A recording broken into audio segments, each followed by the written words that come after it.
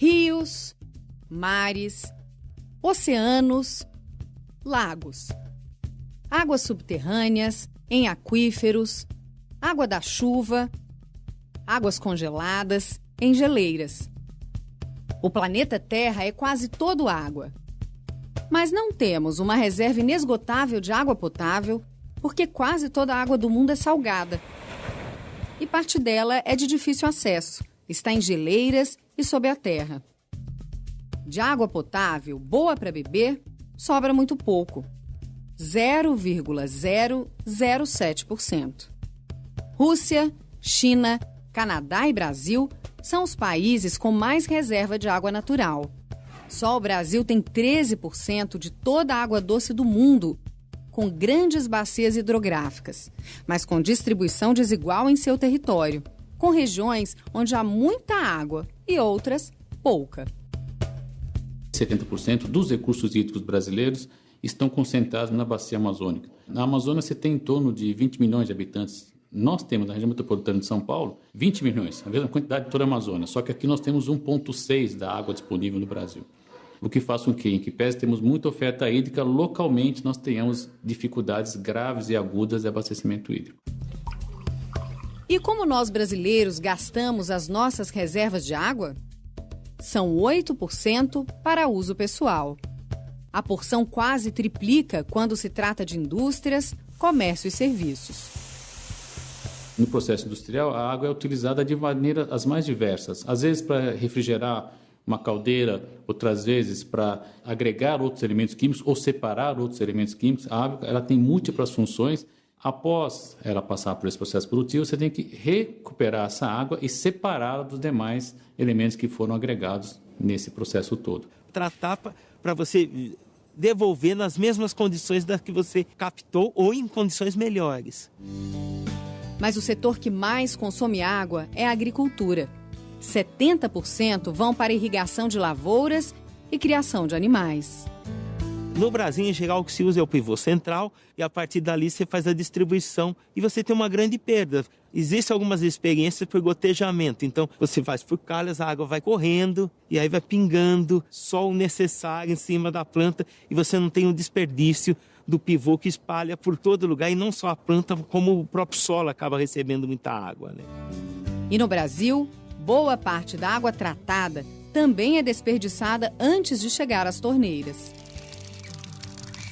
Mais de 30% da água que é coletada, tratada, se perde na distribuição. Algumas adutoras operam, no caso da região metropolitana de São Paulo, há quase 100 anos, e é natural que em algum momento eles ofereçam algum tipo de problema, até por falta de manutenção, e com isso você acaba tendo falta d'água.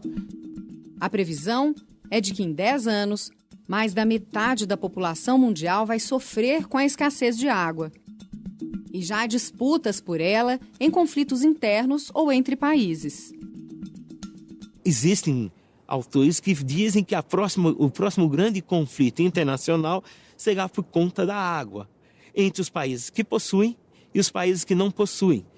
E alguns países defendem que você deveria criar uma legislação para disponibilizar essa água para quem não tem.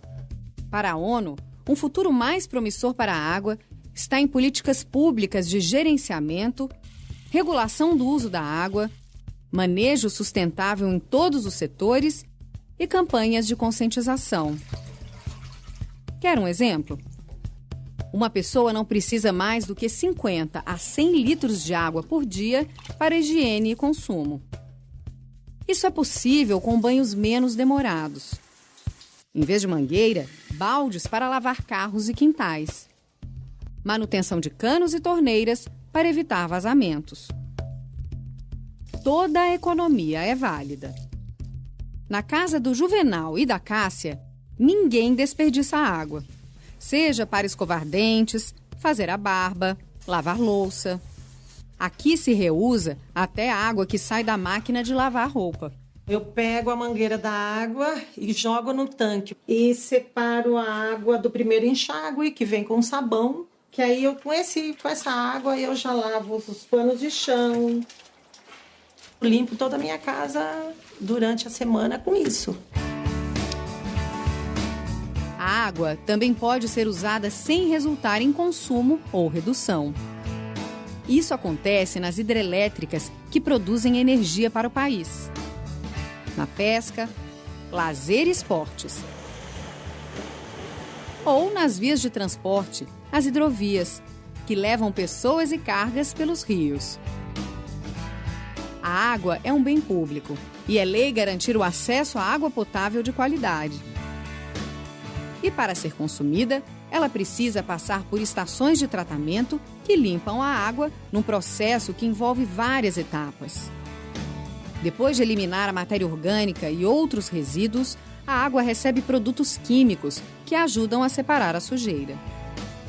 Passa por filtros em tanques com pedras, areia e carvão.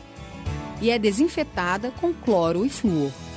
A água dos esgotos também tem utilidade depois de tratada por lodos ativados, onde micro-organismos digerem as matérias orgânicas do esgoto e formam lodos, que ficam no fundo do tanque, separados da água. Se obtém assim a água de reuso, que volta a ser utilizada para gerar energia na refrigeração de equipamentos, limpeza de ruas e praças.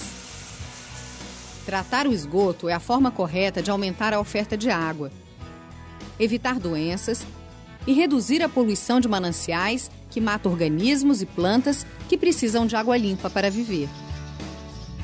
No Brasil, a coleta de esgoto só chega a pouco mais da metade das moradias. E pouco mais de um terço recebe tratamento. Resultado: o esgoto vai direto para os mares, rios, represas. Nós temos que pensar num programa macro, ousado, que articule governo federal, governo estadual, governo municipal e a população, para que a gente tenha, de fato, que encarar esse desafio de parar de jogar esgoto em rio. Se isso não ocorrer, nós vamos ter, de fato, dificuldades muito sérias de abastecimento no curtíssimo prazo. Os comitês de bacias hidrográficas têm papel importante no diálogo permanente entre setores da sociedade para o uso sustentável da água. Não cabe ao comitê implantar as políticas. O que cabe aos comitês de bacia são outras questões mais gerais dos recursos hídricos, de propor modelos para recuperação de áreas, de estabelecer algumas propostas. E, se for o caso, vai se votar para ter uma posição do comitê, que aí é encaminhada a quem de direito, que pode ser uma secretaria de recursos hídricos, pode ser o governo do estado ou o governo federal. Ter consciência do valor da água é muito importante. Mais fundamental ainda é contribuir para o seu uso racional e sustentável. Evitar jogar resíduos no corpo d'água, não tentar fazer uma ligação direta do seu esgoto para um corpo hídrico. Uma outra medida, e isso pode ser feita em qualquer residência, é não jogar o óleo de cozinha pela pia. Porque pode parecer que não, mas o volume de recursos que você vai precisar para tratar esse óleo é enorme. Qualquer ação individual é bem-vinda, mas ela é infinitamente menor do que o volume de água que é usado para a indústria e que é usado para a agricultura. Nós temos que, de fato, atacar a raiz do problema. A raiz do problema hoje é a oferta de água para uso industrial e para uso agrícola. Agora, quando o assunto for água, você já sabe, tem que cuidar e preservar.